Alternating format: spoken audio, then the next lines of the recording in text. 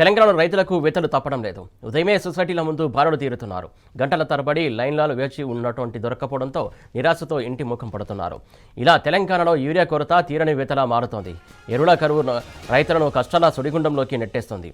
Urea బస్తాల కోసం సొసైటీల వద్ద రైతులు జాగారం చేయాల్సి వస్తుంది. తిండి తిప్పలు మాని పడికప్పులు కాయాల్సి వస్తుంది. అయినా ఒక్క బస్తా దొరకని పరిస్థితుల్లో రోడ్డుకి ఆందోళన చేస్తున్నారు. పోలీసుల మీదకి తిరగబడుతున్నారు. వ్యవసాయ పనులు ఆపి పంపిణీ కేంద్రాల వద్ద రోజులుగా నిద్రపోతూ ఎరువుల కోసం ఎదురు చూస్తున్నామని అన్నదాతలు మండిపడుతున్నారు. ఉమ్మడి వరంగల్, సిద్దిపేట, మెదక్ జిల్లాలో ఈ సమస్య తీవ్రంగా ఉంది. నర్సంపేట, గజ్వేల్, దుబ్బాక వంటి ప్రాంతాల్లో రైతులు క్యూ లైన్లలో రాత్రిపూట నిద్రపోవాల్సి వస్తోంది. యూరియా విక్రయ కేంద్రాల దగ్గర రైతుల మధ్య గొడవలు కూడా జరుగుతున్నాయి. వరి, మొక్కజొన్న పంటలకు యూరియా అత్యవసరమని దొరకకపోవడంతో తమకు తీవ్ర నష్టం వాటిల్లే అవకాశం ఉన్నదని రైతులు ఆందోళన వ్యక్తం చేస్తున్నారు.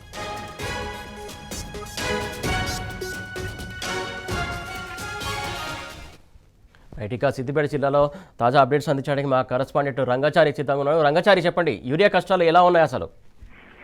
సురేష్, రైతులకు యూరియా కష్టాలు రోజు రోజుకు తీవ్రమవుతున్న పరిస్థితి కనిపిస్తున్నది. ఎందుకంటే పంటలు వేసి దాదాపు నెల రోజులు కావస్తుంది, కొంతమంది నెల 15 రోజులు కావస్తూ ఉన్నది.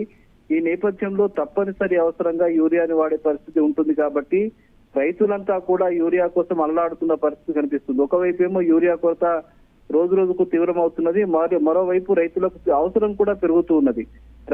పంటలు వేసిన రైతులు కొంత అంటే ఒక వారం రోజులు ఆలస్యంగా 15 రోజులు ఆలస్యంగా వేసుకుంటున్నటువంటి రైతులు మళ్ళీ ఇప్పుడు వాళ్ళ అవసరాలు ఇచ్చే వాళ్ళంతా కూడా యూరియా కోసం వస్తున్నటువంటి పరిస్థితి కనిపిస్తుంది. ఈ నేపథ్యంలో ముందు వేసిన వాళ్ళు, తర్వాత వేసిన వాళ్ళు, మొత్తంగా దాదాపు వేలాదిగా రైతులంతా కూడా యూరియా కోసం అల్లాడుతున్న పరిస్థితి కనిపిస్తుంది. ఎక్కడ యూరియా ఉందంటే అక్కడికి దాదాపు 40-50 కిలోమీటర్ల దూరం వరకు వెళ్ళడానికి కూడా రైతులు వెనకాడకుండా పోయి క్యూ లైన్లలో నిలబడుతున్నారు. వాళ్ళు తీరా సమయానికి ఇది మీ ప్రాంతం కాదని చెప్పడంతో వాళ్ళు మళ్ళీ వెనక్కి వస్తున్నారు. ఒకవైపు వాళ్ళు ఉన్న ప్రాంతాల్లో క్యూలు కడుతున్నారు, మరో వేరే ప్రాంతాలకు వెళ్లి క్యూలు కడుతున్నారు, అర్ధరాత్రులు వెళ్లి క్యూలు కడుతున్నారు, రాత్రి 10 గంటలకే వెళ్లి PICS ల వద్ద, అట్లాగే ఆగ్రో కేంద్రాల వద్ద, విక్రయ కేంద్రాల వద్దకు వెళ్లి క్యూలు కడుతున్నటువంటి పరిస్థితి.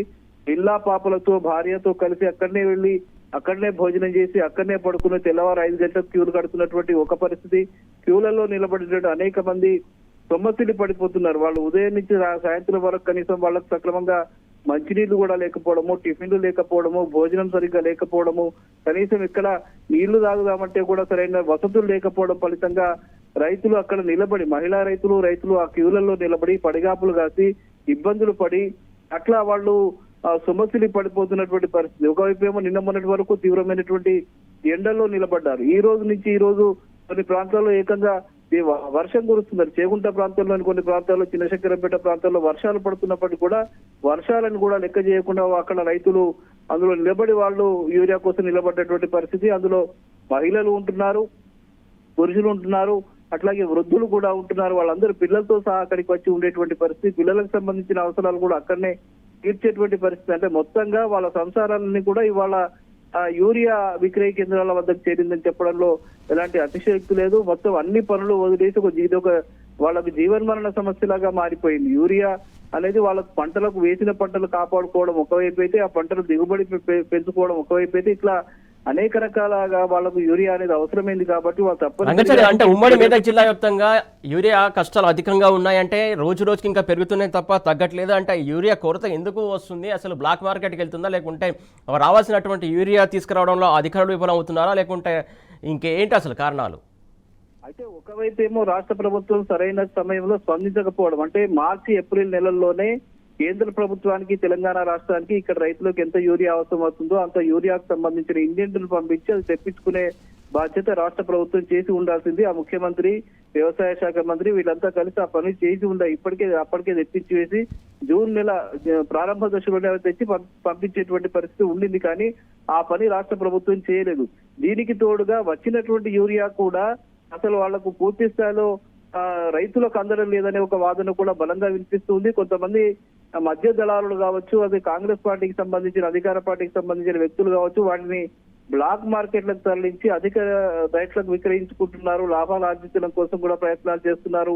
వ్యవసాయ శాఖ అధికారులు వాళ్ళకు సహకరిస్తున్నారనే ఒక వాదన కూడా ప్రతి చోట వినిపిస్తుంది.